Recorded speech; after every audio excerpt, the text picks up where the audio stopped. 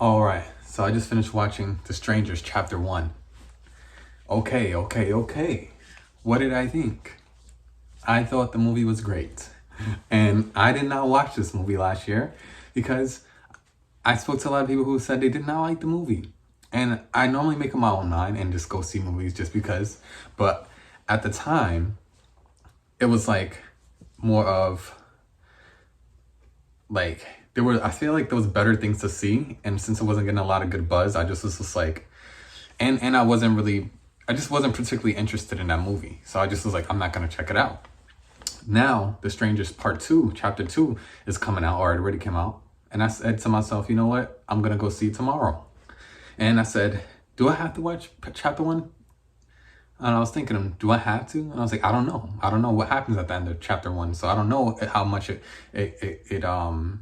it goes into Chapter 2. So I said, you know what, I haven't seen any trailers for any of them, so I said I'm gonna go and watch Chapter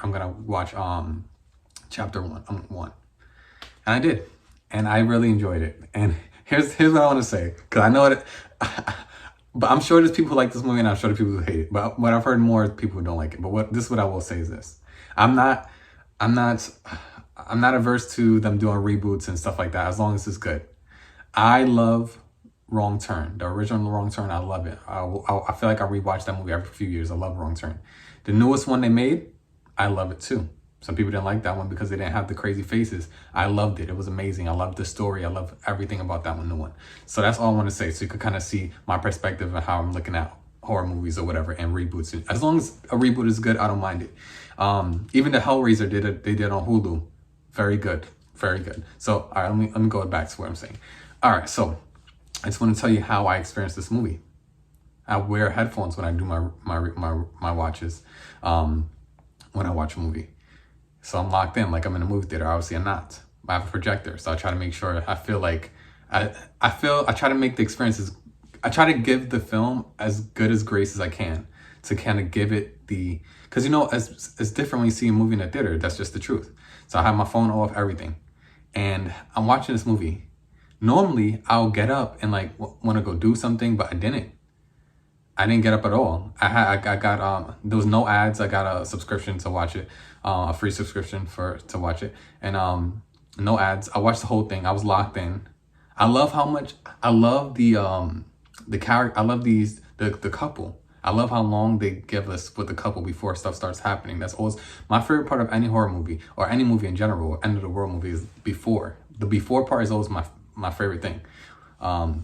So that's what I'll say.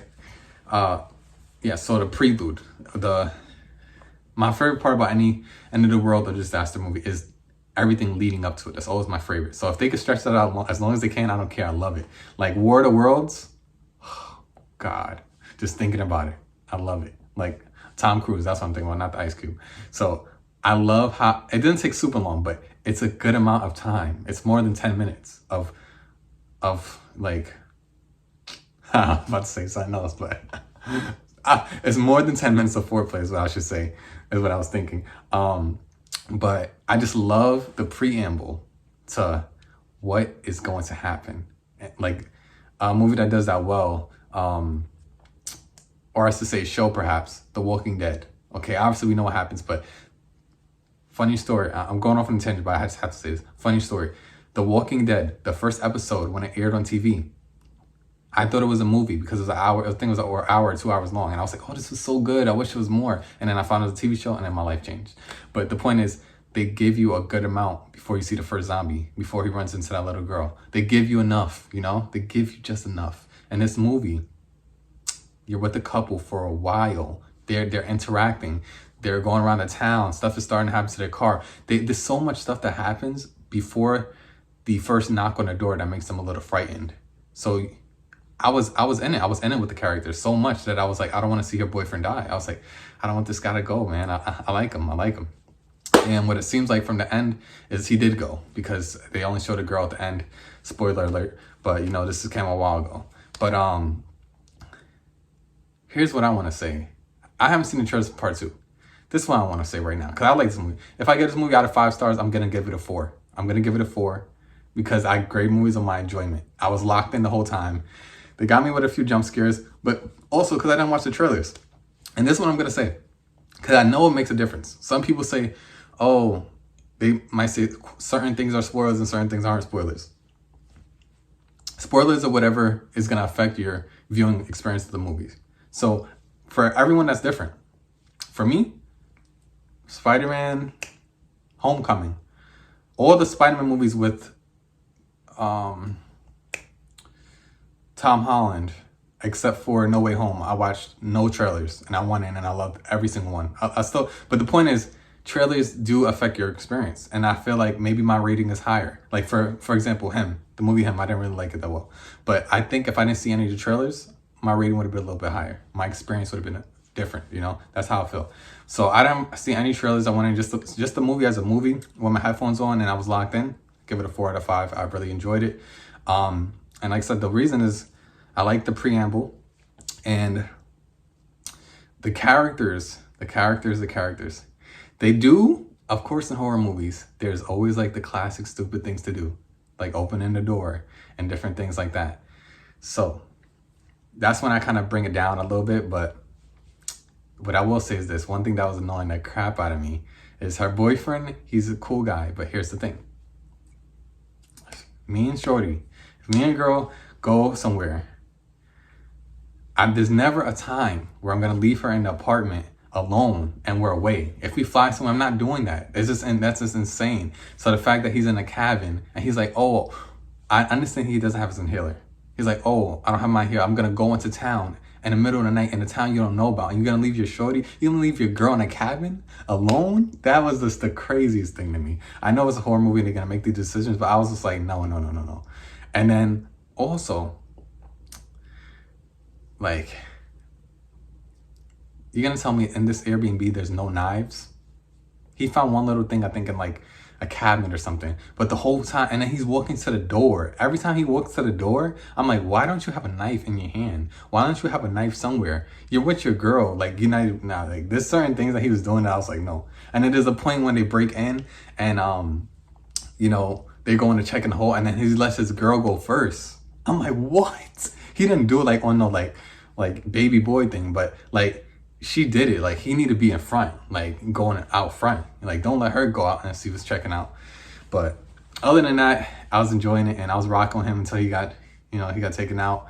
But oh man, I gotta just bring this up. This is one, this is the part when I was like I've been kind of thinking about seeing how to set up how to do reactions and stuff if I want to, but then that's gonna, like, I don't know, because I don't know, it's something I've been thinking about. Because there was times I was watching this movie and I was reacting my ass off because I wear my headphones, I got a projector, I'm enjoying myself, and I'm just locked in. And like I said, I got no ads right now on my subscription, so I'm like, I'm just check it out, locked in. So the jump scares, I don't watch no trailers, so it's getting me. Stuff is getting me. And what I will say is this: what got me the most is when this guy took out an innocent man. He took out the Airbnb guy coming to check on him because he was trying to fight. That was the best part of the film for me, because I was like, it just made it so real. Because so many times when you see horror movies, you think about that. Like, what if someone comes and whatever? Like, it was so real. And I like how they dealt with it afterwards. How he was like, you know, and his girl kind of consoled him and stuff. She's like, you know, he's just trying to protect me. Like, I was like, this, yeah, I was rocking with it. And this is what I want to say. If anyone says this movie sucks or whatever, you cannot watch this movie and not feel that people didn't care about this movie. You could feel it throughout the film that people cared. Yeah, so like the whole movie, the angles, the shots, the way they tell the story, you can tell that the people who made this, they care about it. Like, even if you think this movie sucks, whatever, or if you think this movie is great, you could tell the people cared about this movie. And like I said, you could tell by the way certain things are shot, and like this particular camera angles where like it's so close up on the face, where it's so personal, and it's like to make you feel a little bit unease. And then and then also this particular parts where I like that this movie does a lot of, when they go into places, they show us that someone else is there, but then the main characters don't know, but we know for a long period of time. I like that because it gives you a heightened sense of anxiety and just like awareness. Like, you're just like, oh my God, when it's gonna happen. So they do really good with that. And then building the tension. And then I want to also say, what am I thinking about? Come on. did the camera angle, this, what am I trying to say? Oh, okay, yes, there was a shot that I thought was so perfect. Well, this girl, the girl, she's in the Airbnb, and they show her from the back, and then you see in the mirror there's a seat. Well, you don't know it's a seat yet. You just see a guy sitting there, and then later on you see in the reflection of the mirror the guy's not there. Like certain things like that, like they didn't have to do it that way, you know. And it was shot so masterful, like they care.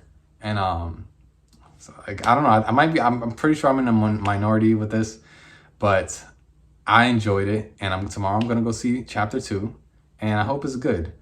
And I'm gonna see what my theater experience was like, and then I'll report back. But I just want to be honest, and that's how I feel.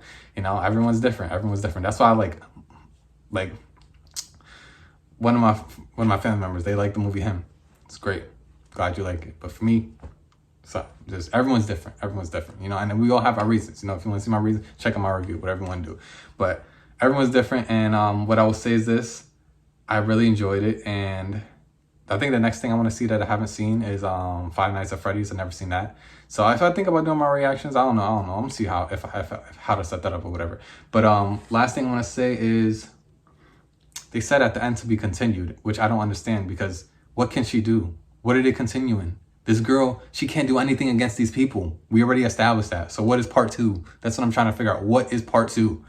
Is it just her dying? Because she can't do anything against these people.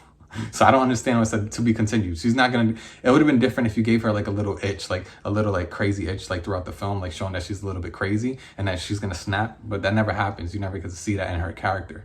I wish they did that, because if they showed us that, then maybe at the end when they said to be continued and she did like a little crazy smile or something, I would have thought, oh, okay, that's what part 2 is. She's gonna snap and she's gonna come after these people. For example, if you guys ever seen the film Straw Dogs, Straw Dogs, there's a character in there. I think the wife's husband, and these are just people on a trip, I believe. And, you know, kind of similar to strangers, these people try to kill them, and the husband snaps. And I love that movie. I love it. I love it. I want to watch it right now. And the reason I love it is because when things are happening, you know, I'm originally from New York. I know things can happen anywhere in the world, but some things that happen in this film, when I watch it, I'm like, why are you going to the door without a knife? Why are you even opening the door after 10 o'clock? Like, if someone's coming to the door and they're not the police, first of all, police need a warrant to come in anyways. So you can speak to them through the door. You don't need to open the door. So there's a whole bunch of things that for some of the pieces, but the way this film does great is because when they come with the axes and they're going through the door, and then there's a couple times where they go to lock the door. I'm like, the door should have already been locked. So there's a few things. But what I will say is I really enjoyed it. And I'm just curious. I'm really curious what part 2 is. I'm just really curious what part 2 is.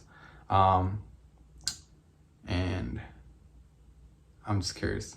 But the thing is, like I said, when they came in through with the axes, I was like worried. I was like, what are they going to do? And I just feel like this house should have had knives. You should always have knives. You know what I mean? But it's obviously it's an Airbnb. But I feel like they didn't even show us him in the kitchen looking for knives. That should be the first thing you do. You know, he got lucky enough he found a shotgun, but he still got taken out. But yeah. But last thing I want to say is, what is part 2? Like I said, I didn't watch no trailers. What are they gonna do? She cannot do anything to these people. So what is the reason for part 2? And I know that this is a trilogy, so what are they doing? If she's gonna snap, I need to see her snap in part 2 and then go in part 3 and go on a rampage. Then I would love this series. Make her snap, because I don't know what they're gonna do in part 2. That's all I'm thinking about right now. What am I gonna see tomorrow? Because she's not a threat, but make her go crazy. I would love it. That's all I could think about. Anyways, this is my review. Take care. It's Dejor. Know the name. Spread love and light. And remember to lock your doors. And remember to get a knife. And remember to be prepared. You know, anything can happen anywhere. But take care. Love life. And let's go.